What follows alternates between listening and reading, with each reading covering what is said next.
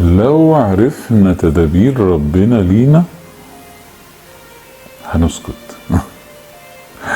وهنسيبه هو يدبر لنا كل حاجة زي ما هو عايز، مش زي ما احنا عايزين. معظم خبرتي في التسويق، في الدعاية والإعلان، وفي الايفنت مانجمنت، في تنظيم الحفلات.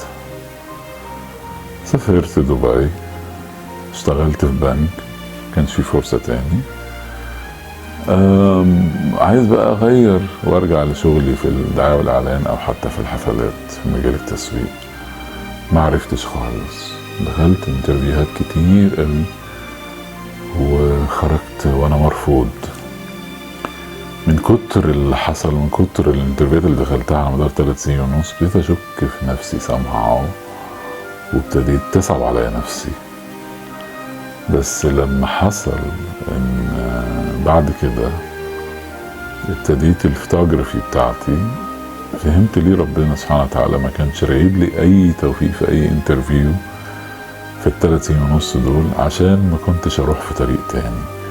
فلما بنعرف ربنا مخطط لنا ايه فعلا بنرضى بالواقع، وكمان بيأهلنا لطلباتنا. ودي نقطة مهمة جدا جدا. لما اشتغلت في الفوتوغرافي وعملت شركتي، الاوبريشن والفاينانشال بتاعي كان اورجنايزد وكان قوي جدا جدا بسبب البنك. فهمت برضه ربنا بيأهلني للطلب اللي انا طلبته.